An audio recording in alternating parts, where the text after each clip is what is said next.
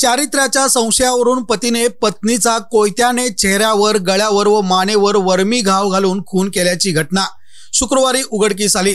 सौ मनीषा दिलीप धावत्रे वय 40 राहणार स्वामीमळा असे मृत महिलेचे नाव आहे। तर खुनी पती दिलीप मनोहर धावत्रे वय 45 हा घटनेनंतर स्वतःहून शिवाजीनगर पोलीस ठाण्यात हजर झाला असून त्याला पोलिसांनी अटक केली आहे।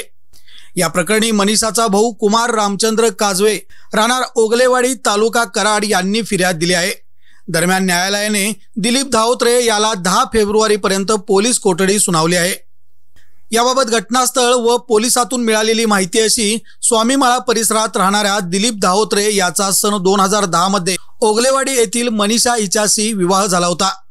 त्यांना 2 मुले आहेत।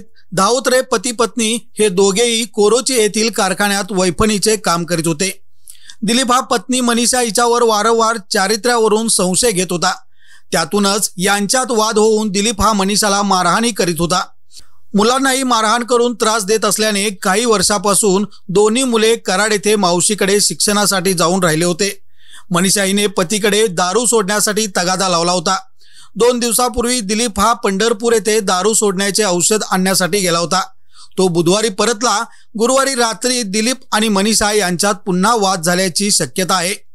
त्यातूनच मनीषा ही झोपली असताना पहाटेच्या सुमारास दिलीप याने अत्यंत निर्दयीपणे कोयत्याने मनीषाचा चेहरा, गळा व मानेवर वर्मी वार केले।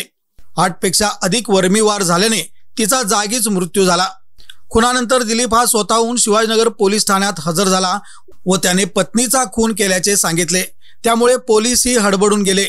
घटनेची माहिती मिळाल्यानंतर पोलीस उपाधीक्षक समीर सिंह साळवे, शिवाजीनगर पोलीस ठाण्याचे निरीक्षक सचिन पाटील यांच्यासह पथकाने धाव घेतली। पंचनामा करून मृतदेह विच्छेदनासाठी इंदिरा गांधी सामान्य रुग्णालयात पाठविला। शवविच्छेदनानंतर मृतदेह नातेवाईकांच्या ताब्यात देण्यात आला। घटनेची माहिती मिळाल्यानंतर भागातील नागरिकांनी मोठी गर्दी केली होती।